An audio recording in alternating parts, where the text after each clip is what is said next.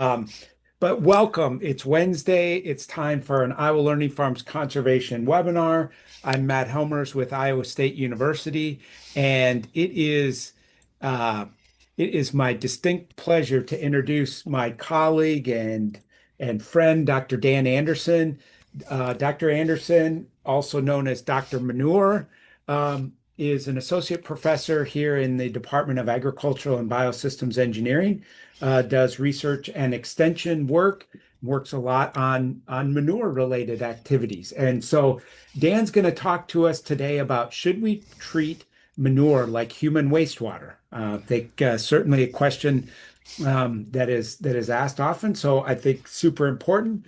As always, if you have questions, please type those into the chat box and we'll get those to Dr. Andersen at the end of his talk. And with that, Dan, the virtual floor is all yours. All right, thanks, Matt. And like Matt mentioned, this is a question when I first started, I got often in my career, and one that's been cropping up again. And it's why do we manage manure differently than we manage human wastewater? And really, would water quality be better if we just started treating it like we treated human wastewater? So we'll have some slides, and I apologize if I didn't get enough pictures on my slides because I really enjoyed the bee pictures last week and I wanted to try and match that, but I don't think I got quite as many good ones on there. But like Matt mentioned, if you have questions, type them. I'm excited to try and address or answer them. Otherwise, we'll talk through some of why this question exists and hopefully where we go from here. So I'm going to ask if you wouldn't all mind utilizing that chat function before you get your questions in there. And if you think we should manage manure like human wastewater, go in and type in wastewater. And if you think we should manage manure like we currently do, or maybe an improved version of how we currently do, type in manure. But I kind of want a perspective of, is this something you all think we should do, or is it just a question that people ask all the time? Ooh, undecided. All right, almost everyone is typing in manure or some improved manure version. And that's exciting to see. And I think if that's our perspective, I'm going to try and put some numbers from it behind it. If you think it should be managed as a wastewater, we'll talk about what that means and why maybe that could work, but what the challenges are. All right, so I like to think about what manure is worth. And man, fertilizer prices are quite a bit up right now. I just looked them up. I think I'm actually on the May 19th price, so I'm getting slightly outdated.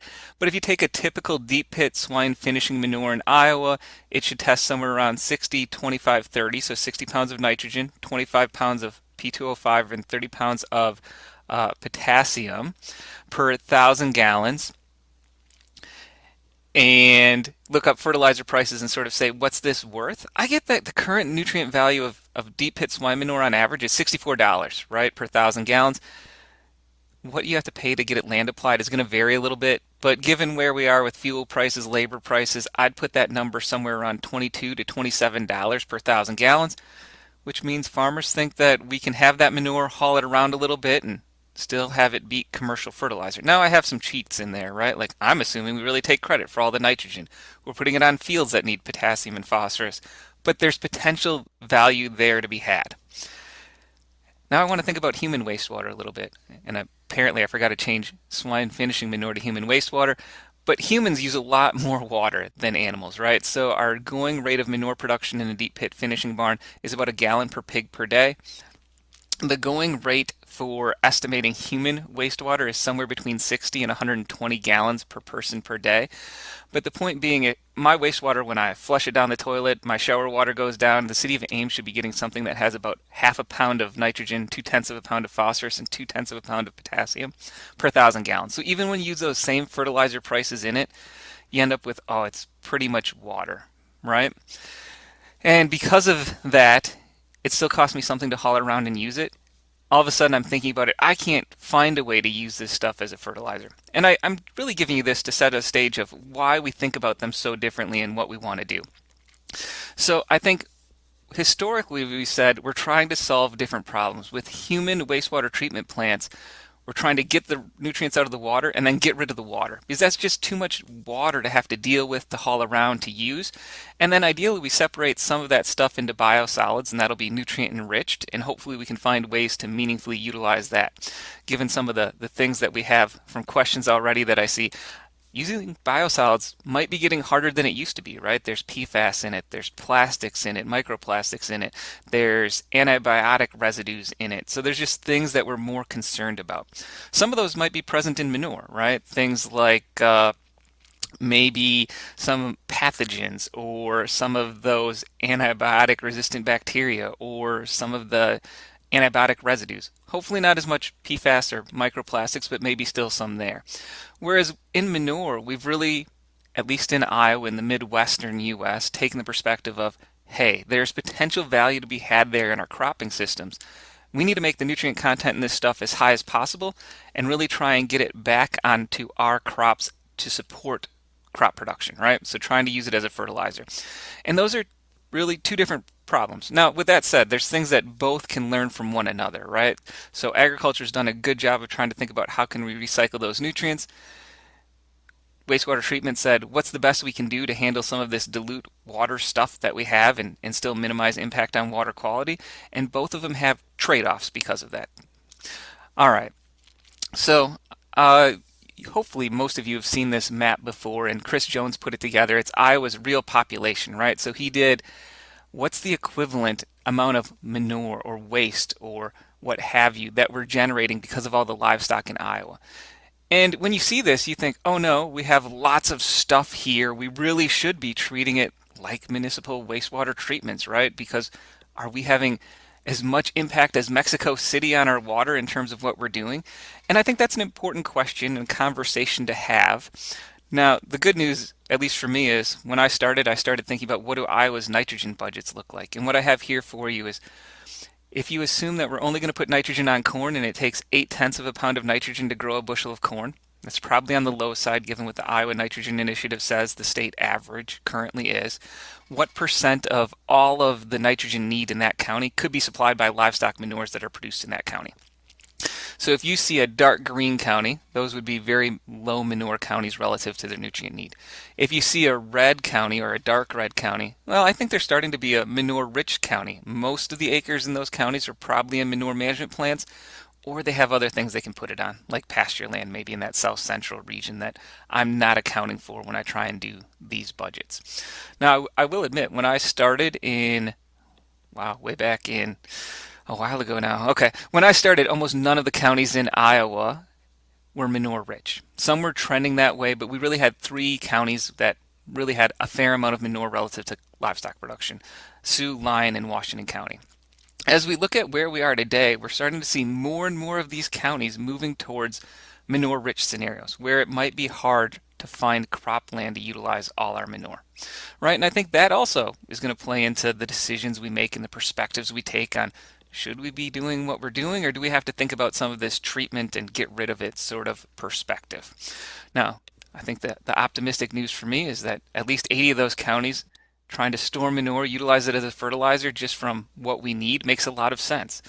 In the other approximately 20 counties, we're starting to have maybe more questions show up, like how are we going to get manure from Sioux County to somewhere else? Should we need to, right? If they try and expand livestock, or if we do things to maybe minimize some nitrogen losses during storage. All right. So as I thought about what I wanted to talk about today, how we were going to make a comparison between how well a wastewater treatment plant does and how well a farm works, I had to make some compromises. So I started by saying I want to work in a multiple of 1,200 head of pigs because we generally build 1,200 head pig barns and then move on along, right? So I ended up on 3 pig barns, which is pretty uncommon. So I'm showing you a double wide barn there in my picture. That should house about 2,500. So you have to imagine another half a barn sitting next to that in the picture, right? And those are hard to find. We normally build 4 barn sites or some equivalent to that. And then how do I compare that to people? Should I do it on the amount of water we're treating, on the amount of nitrogen that they both have to deal with, the amount of phosphorus they both have to deal with? And I went with the amount of nitrogen they both have to deal with, right? So just a baseline, 12,600 people, that's roughly the size of Boone, or 3,600 head of pig in a deep pit farm. You're going to get roughly the same amount of nitrogen that both systems are working with, right? And then I do want to throw a caveat on here. I'm going to give a simplified version of municipal wastewater treatment systems. One, I'm not an expert in them. I've learned about them as part of my background, but I've never had to work in one, never had to engineer one. So when I need to do a carbon nitrogen balance, I looked at literature, and most of what I'm pulling is from this 2011 paper. And one caveat to that is I'm going to assume a certain system. And the performance of real wastewater treatment systems can vary quite a bit, right? If we really have denitrification working well on those systems, we might be able to turn more of our nitrogen into N2 gas. If it doesn't have denitrification, like most small towns in Iowa don't, well, you might not be doing so well, all right? So I had to make a compromise on estimating what system they were really going to be working with. All right, and then the way I'm going to start on this is I'm going to try and map how carbon, nitrogen, and a little bit on phosphorus flows through that system, and then compare it to a swine manure system like we commonly see, right? So my human wastewater treatment system, it's going to start with solid separation. Most systems do that. They're trying to get rid of the coarse solids, the big stuff, and then take whatever's left and run it through an aeration treatment system.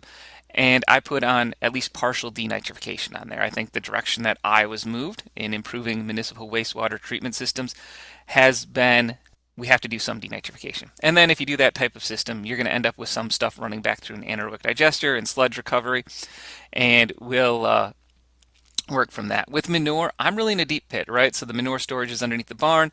We're going to put it on as a fertilizer to our crop production once or twice a year. And my caveat on that one is I'm going to assume that we're putting on manure that's well timed in the fall and really trying to take credit for all the nutrients in it, right? And that may or may not be the case for everyone, but that's sort of the perspective of what I'm taking as we make some estimates. Okay, this diagram isn't the prettiest one I've ever drawn in my life, but what I'm trying to show you is where all the carbon ends up, right? So when we look at the inflow to that plant, all the effluent or influent that's flowing to it, we start with 100% of the carbon. About 40% of the carbon should hopefully get settled out in their primary clarifiers. I show two different anaerobic digesters. In truth, they're running it all to a single anaerobic digester, right? I just separated them out for ease of partitioning stuff. But we're going to take 40% of the solids out, and it runs this anaerobic digester. They're going to convert some of it into methane. That methane probably gets combusted and turned into power, right? And after it's combusted, it turns into CO2, right? So we didn't release methane into the atmosphere. When you do anaerobic digestion, you do make a little bit of CO2, and then they're going to try and dewater that sludge and capture it. So they're sending about 16% of the carbon to dewatering.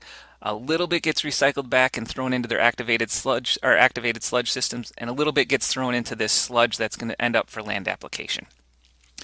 As you look at that activated sludge tank, we're doing the same thing, except that's an aerated tank. So most of that carbon is hopefully going to get turned into carbon dioxide. So the bacteria are going to eat it, break it down. It either becomes microbial biomass or CO2. Right? So within that system, they'll do settling again afterwards. When you settle it, some of the liquid effluent that comes out of the settling system gets discharged to a stream, a river, somewhere where it flows somewhere else. That's really about 7% of the carbon. Ideally it'd be a little less, but 7% of the carbon. The rest of it, the solid, more solids rich stuff, gets sent to their anaerobic digester. They make a little more methane, a little more CO2, and then again they separate out the sludge and recycle back a little, just a little bit back to the activated sludge system. So when you really think about what's happening here, they're taking most of the carbon and they're turning it into either CO2, sludge, and then a little bit gets discharged into the stream, right? Like that's the process they're actually going through. If you start doing what does the mass balance of this look like for 12,600 people, right? I estimate they're working with about 167 metric tons of carbon a year that they have to treat. Most of it turns into CO2. A little bit gets land applied or has to be dealt with in the sludge. Very, very little of it turns into methane that's lost. Almost all the methane gets combusted. So if you're going to do a greenhouse gas estimate, you have to estimate slip, and that's about 2%. And then about 12 metric tons of carbon probably gets discharged into a waterway from that treatment plant. All right, and I don't want to talk about carbon too much. I really wanted to focus on nitrogen, and this is the same flow diagram of nitrogen. There's a couple things you'll see from it. One, when we're in that anaerobic digestion system, hopefully we don't lose any gaseous nitrogen, right? It all should pass through, and most of that nitrogen there ends up in the sludge. Similarly, when we go into an activated sludge system, and this is really an activated sludge system with denitrification, we're going to try and turn as much of that nitrogen as we can into N2. When you're making N2, we're probably going to end up with a little N2O. That's a greenhouse gas. The literature on how much of it really turns into N2O it's pretty variable. It's dependent on plant to plant. But that's our goal, is to turn as much of the nitrogen into N2 as possible. They're going to have nitrified or turned in all the ammonia and organic nitrogen that they can into nitrate within the system. Right, and once it's nitrate, if you can add some carbon back, which they do, they'll have to blend a little bit to do that, you turn it into N2 gas. Some of it doesn't get treated and some of it will end up being discharged. So when you start thinking about proportions, maybe 40% of all the nitrogen becomes N2, 33% gets discharged, and then almost another 30% ends up in sludge that we get to or have to land apply, depending on how we want to think about that. All right, so if you start doing the same thing, I think the number I really want to focus on here is just how much nitrogen's discharge, right? And that's about 14 metric tons of nitrogen from 12,600 people, right? And the rest was all caveats. Phosphorus, you get to do sort of the same thing. Hopefully it settles out a little bit better. Generally, we're going to get about half of our phosphorus in the sludge, half of it would be discharged. Some plants are doing much more to remove phosphorus. They've found options like adding metal salts, adding flocculants in. You can capture more of the phosphorus. So I would assume that this number is actually improved with time, right? From the last 10, 15 years, people are probably doing a better job of driving phosphorus into that sludge fraction these days than where the literature was at the time. We can do the same thing with swine, and I don't show it to you quite the same way, but we're feeding a lot of stuff to swine, and we're really trying to pack protein into their diet, right? Because we want them to grow. We're trying to turn plant proteins into animal proteins to add value to it. And during that chain, a few things happen, right? The pig is going to emit a little methane. Once we put the manure into storage, it's going to break down and be generating methane. And in this case, we're not doing anything to capture that methane generally, right? So it's leaked to the atmosphere and has more maybe greenhouse gas emissions from that. While we're storing that manure, we're going to lose some of that nitrogen to ammonia emissions to the air. When we have municipal wastewater treatment plants, ideally that's minimized, and generally it is. And then we're going to treat it as a fertilizer, and how well people are managing it as a fertilizer, I think, is a question for debate, and we can have some of that. But I do think generally Iowa farmers try and value it. Are they claiming 100% credit for it?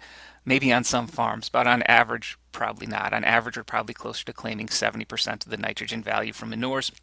With phosphorus and potassium, I don't have as good of estimate of numbers, just because it's really dependent on sort of your cropping history and where your soil test phosphorus is.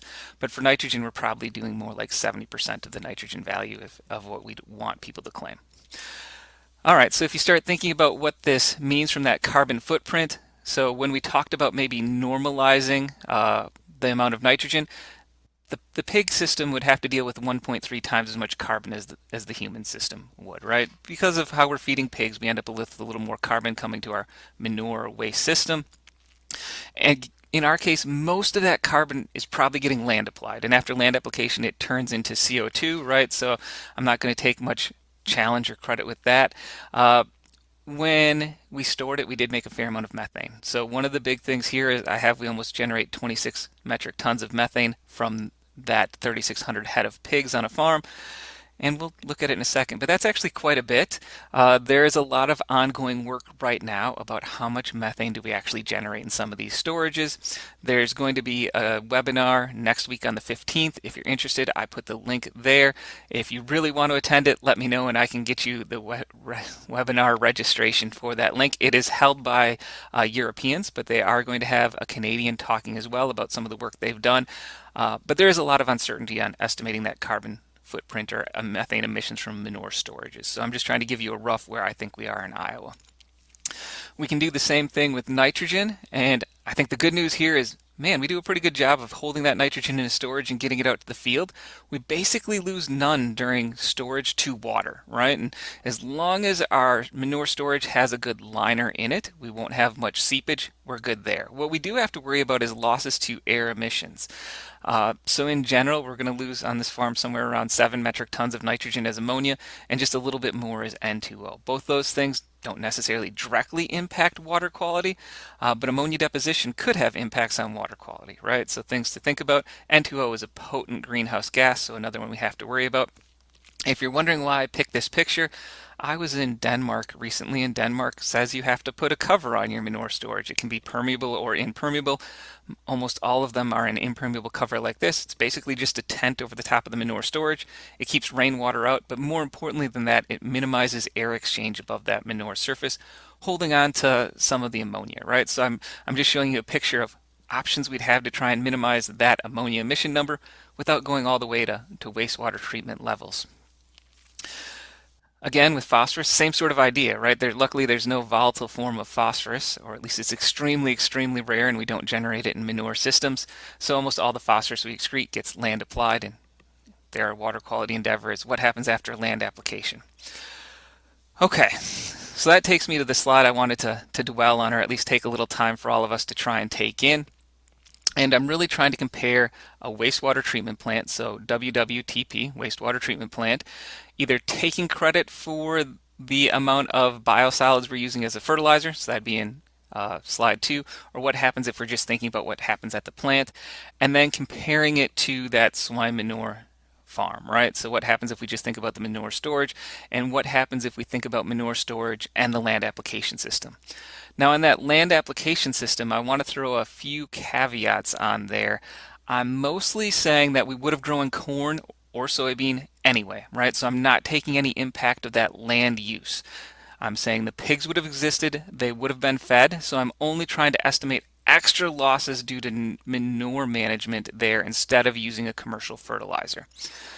I did the same thing with biosolids, right? And so we have sort of the same caveats, but the caveat matters a lot more with manure systems because you cover a lot more acres with them. All right, so when I look at this, the big thing that jumps off at me is we have a huge difference in greenhouse gas emissions from these two systems. Wastewater treatment plants deal with a little less carbon, right? About 70% of the carbon that a manure system does, but they generate about 20% of the greenhouse gas emissions, and that's including the energy to aerate that liquid so that it doesn't make methane, right? Which is an energy intensive process.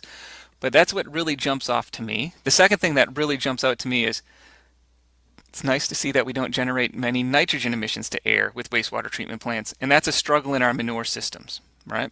But when we think about how much of the nitrogen it makes it to water, well, in our direct storage, we didn't have a trouble, but when we put it out into the land, especially when we're not valuing it as highly as commercial fertilizer, rates tend to go up, and we start to see those losses to waters potentially accumulate, right? Now, that is still about half of what wastewater treatment plants would generally discharge, right? So I think the good news is we're not impacting water as strongly, but when you start thinking about end losses to both water and air, well, we're near that same level. Okay, so I've been zooming through and that's fine. We'll get to some questions. And I think where that really leaves me is how do I talk about this or think about it, or what should I tell you all to think about? And when I go back to that question, should we manage manure like human wastewater? I don't really think so. I don't think it would be good for water quality, right? We're going to discharge more carbon, more nitrogen, more phosphorus directly into the water. So I do think there's some advantages to what we're doing right now in terms of what we're doing. With that said, I think when you look at that, it's clear we need to find ways to do better with manure greenhouse gas emissions and ammonia emissions, right? So those are both challenges, and the municipal system doesn't have them. So we have to find a way to utilize them better. I think another caveat was we need to do better utilizing our manure as a fertilizer, especially nitrogen and phosphorus, because we know that some manure is applied to high phosphorus soils where it's not replacing fertilizer. We know that on average we're only claiming 70% of the nitrogen fertilizer credit that we would if we were buying commercial fertilizer. So it's not a one-to-one replacement. There's some opportunities there. And to me, that means we should maybe be in a realm where we're thinking about nutrient separation and recovery systems, at least on some farms or regionally, where I saw those high level manure balances where they're pretty manure rich, or there might be more opportunity than I've ever given credit for before if it really just helps us use our manure better so we can have that one-to-one fertilizer replacement. So that's my goal for the next year, is to try and figure out what those farms look like. Would it help us use manure better as a one-to-one fertilizer replacement? And I wanted to give you a little example about what that meant, right? So rather than thinking about managing it as a human wastewater to start with, what if we could envision a system where we separated 50% of the nitrogen, 90% of the phosphorus into some fertilizer, and then because we have this watery stuff left, maybe we don't want to haul that and utilize it anymore, we treat that like a wastewater. And I did some math there for you, right? So if we started out with 43 metric tons of nitrogen, we didn't recover 50% of it, it passed through, we run it through our wastewater treatment plant, well, all of a sudden I put us that we're estimating 7.2 metric tons, and we're pretty similar to where we were before, right? And we can do the same with phosphorus. But to get us to that level, we really need to be thinking about treatment systems that separate 50 to 90% of the nitrogen and phosphorus that's in the manure.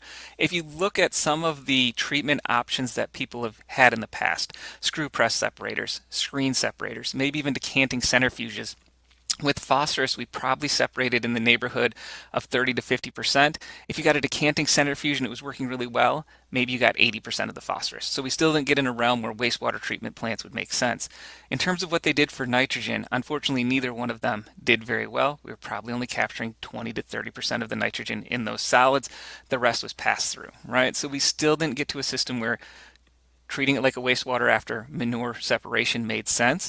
As we look at some of the things that people have developed, reverse osmosis systems, essentially drying systems or vapor recompression systems to capture some nitrate, improve solid separation with ultrafiltration. All of a sudden, we can see some of the systems achieving nitrogen and phosphorus separations and recoveries that get us to that level. I do want to say, though, that that would put us in a situation where if we could use it as a commercial fertilizer, we might see some benefits beyond what I estimate there, and it really could have a significant impact on some of those greenhouse gas reductions. All right, I think that takes us to our questions and comments, but I know we always run through logistics here, but I did want to show a couple pretty pictures. That was a interseeded cover crop we were growing right on some manure plots. We're working with perennial ground covers, so some great opportunities there, and we'll get to Matt's slides there. All right. Thanks so much, Dan. We got some questions we'll get to in a second. I just want to thank our key funding partners that make the Iowa Learning Farms Conservation Webinar Series possible: the Iowa Department of Agriculture and Land Stewardship, the Iowa DNR, the Iowa Nutrient Research Center, and the Leopold Center for Sustainable Agriculture. So without the support of those partners, we would not be able to facilitate these webinars and put them on. So thank you very much to those groups. If you watch this webinar live and want to earn a CCA CEU, email Elena Whitaker by 5 o'clock today, including your name, the name you entered to watch the webinar, and your CCA number.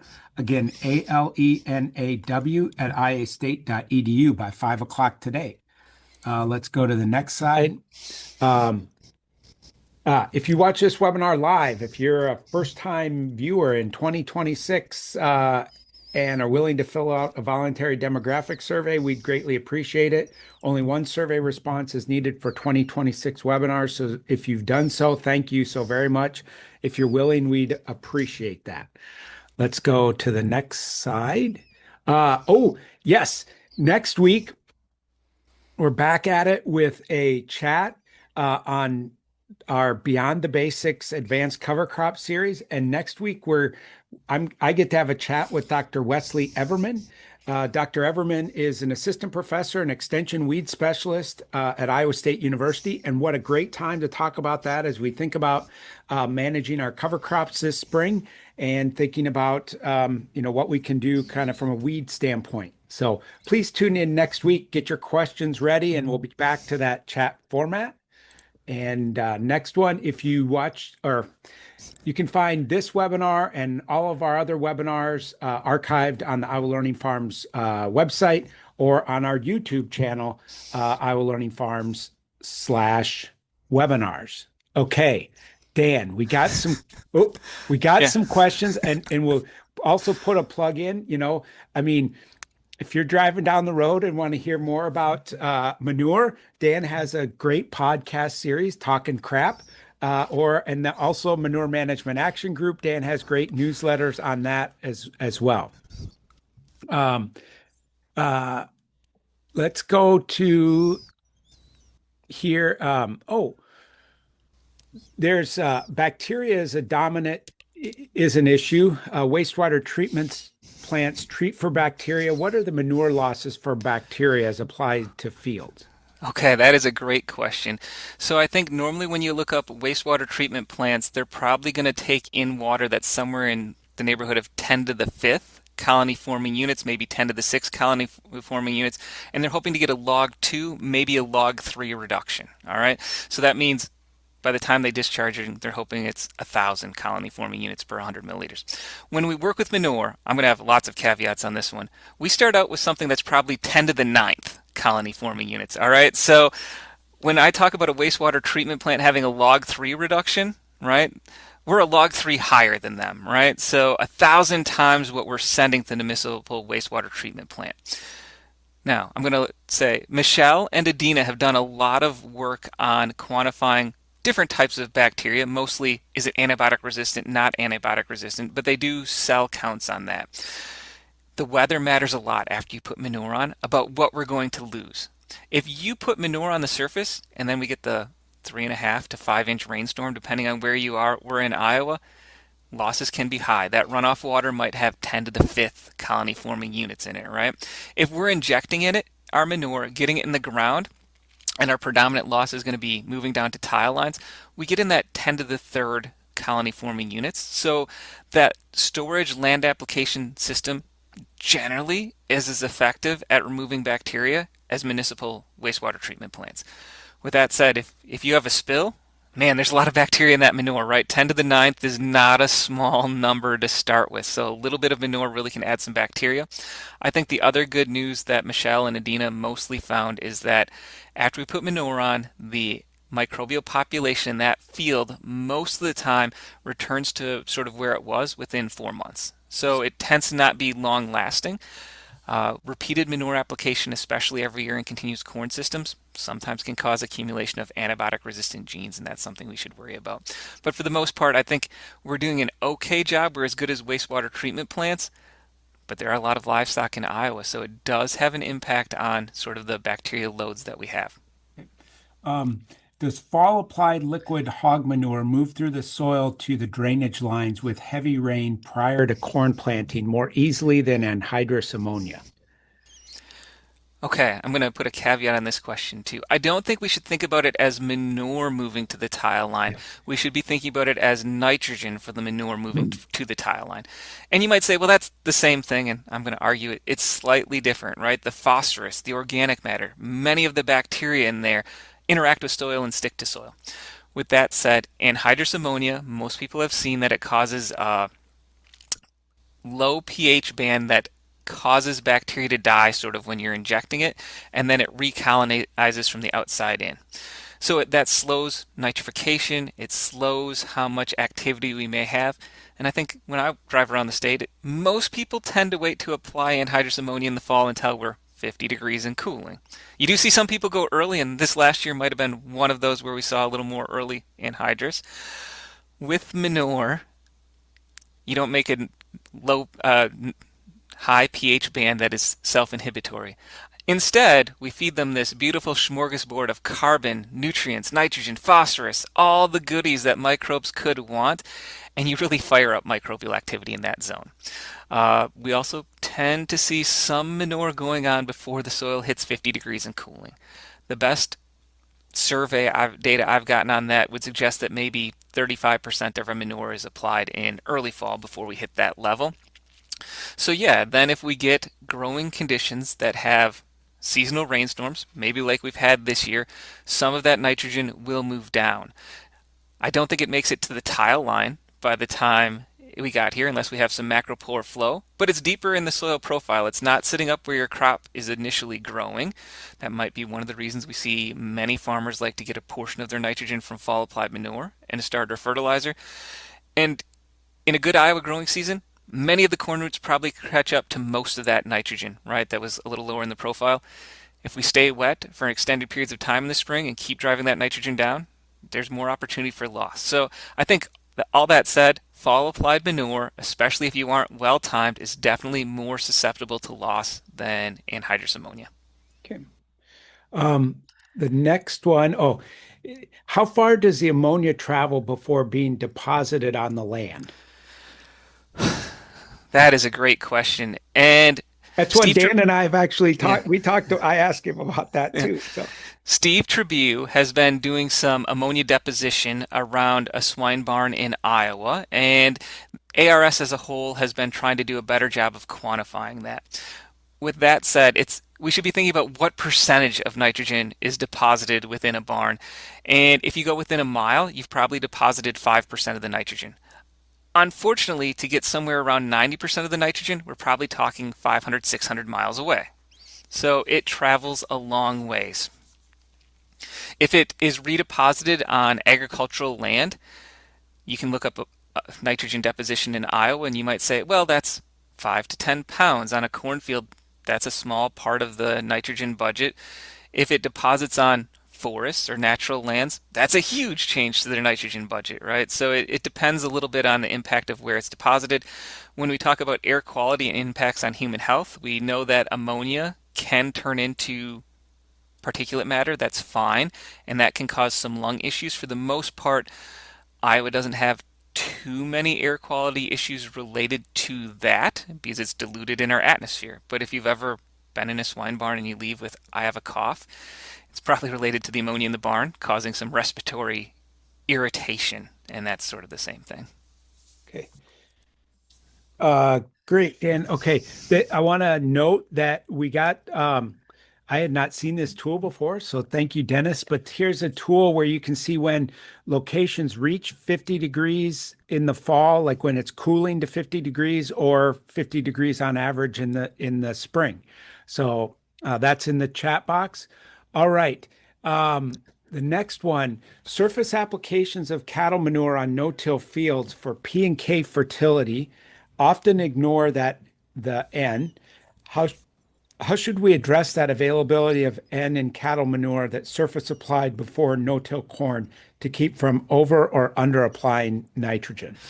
Yeah, that's a great question. And I think the first thing I'm going to plug there is Richard Roth, Matt, and I have been working on some proposals around this. And one of them was to get better estimates of availability of different types of manures, right? And I think Iowa State, we need to help give you a better number for that. With that said, when you sort of look at where availability is now, what the carbon to nitrogen ratio of that manure is, how much of it's originally in the ammonium form, uh, whether it's bed pack or feedlot, open feedlot, you're probably in the 20 to 30% of its ammonium, right? And that's really what I'm worried about you volatilizing while you have on the top. And then after that, we're talking about how quickly does it become available, right? And how much of it is available. And we're really looking at probably 20 to 30 pounds in that first growing season with typical application rates that people are choosing. So I'm going to push back a little bit and say, can you tell me what your optimum nitrogen rate is this coming growing season within 20 pounds? Right? And I think that's about maybe where we are at guessing that, just because of the year to year variability.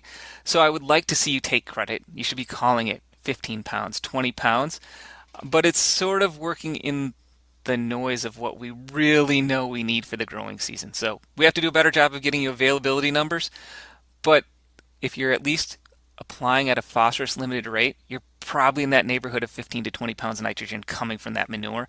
And I don't feel as worried about what's happening there.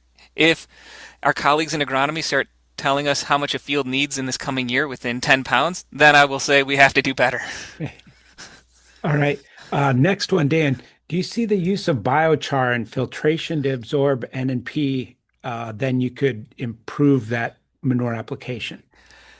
Yeah, I think there's a few things to think about on that one. And I have worked on a project where we were treating manure, we were adding biochar to the manure and then separating the biochar back out as a sorbent. And if we had a low cost source of biochar, I do think that's an option. When you look at I did this before fertilizer prices came up. If you would go back 2 years, the cost of buying the biochar was about equal to the fertilizer value. So I don't know that I could look at that as a money-making venture. Now that fertilizer prices are high, you could at least pay for your biochar and sell it for a little something. I have to find the right processing technology to separate out the biochar. But yeah, it does work as a good sorbent, especially for the phosphorus in the manure. If you want to catch nitrogen on biochar, you probably have to have iron-enriched biochar and be doing a little more pre-processing to make it amenable to absorbing larger amounts of nitrogen. Okay. Um, this next question, kind of a part of a comment and then a question is, seems like best management practices would go a long way. Like don't apply in the winter, test the manure so you can take full credit for that. Any other BMPs come to mind? Yeah, and I think those all make sense, but I think even with testing our manure, timing is such an important issue to me when we're so early. It's not that people don't know what's in it. I think we do actually a really good job of testing in Iowa. Something like 90% of farmers test annually, and 97% of farmers with liquid manure are testing at least once every 3 years, right? So I think we're in decent shape for testing.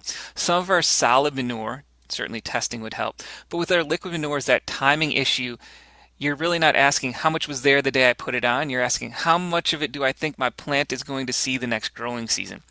So, I mean, I talk about timing a lot, and it's because we struggle with early application, and we probably have to get done, and I admit that.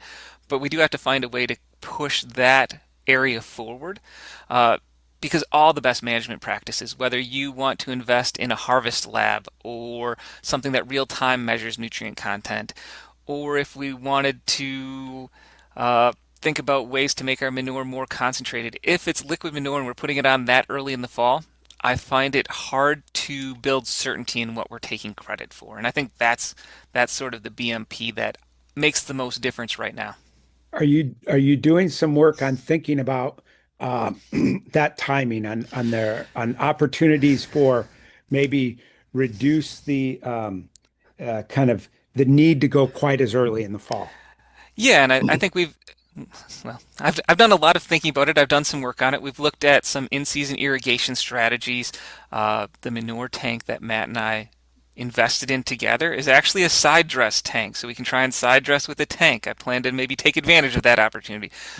But we really have to look at this as a multi-pronged approach. There isn't going to be a one size fits all. We can't wake up tomorrow and say everyone in Iowa can't apply manure until the soil's 50 degrees and cooling. We either have to build our manure application infrastructure so that we can get done.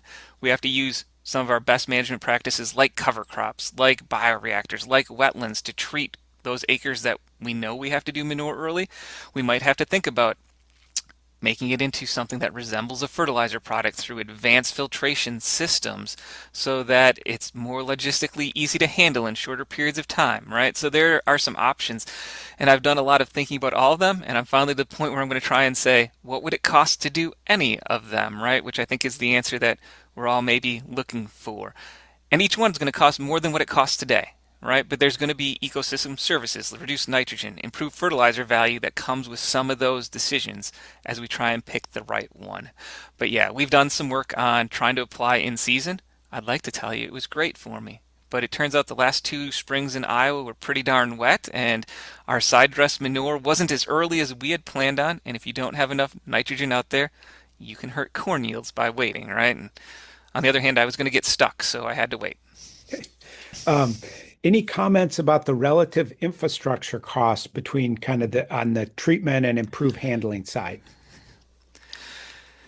Yeah, so those systems do tend to be a little bit more expensive. I think generally when we're looking at farms where they start to make economic sense is when you have 3,000 dairy cows, right? That's probably the farm size we're looking at. So if you start thinking about when will many of these make sense on a swine farm, oftentimes we've been up in that neighborhood of 15,000 pigs. So not sizes that we tend to have too many of in Iowa. The good news is many of those systems are starting to come down in cost. So we'll start to see an equilibrium maybe where we get to 1,000 head of dairy cattle. And the question for me is, do we get to that 5,000 head of swine finishing pigs, right?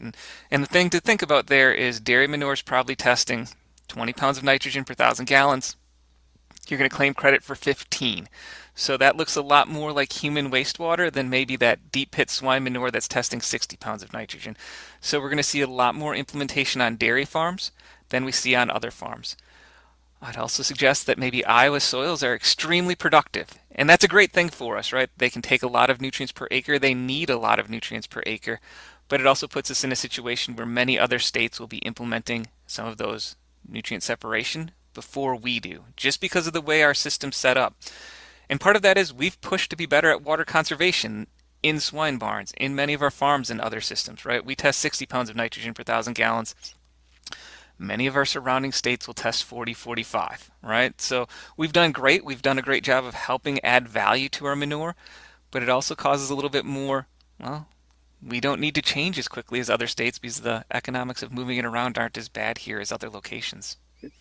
This kind of along these lines, maybe time for two quick questions here. But first one, in areas that have high amounts of animal manure, would it be economically feasible to establish manure processing facilities that extract the different nutrients and sell them? Potentially.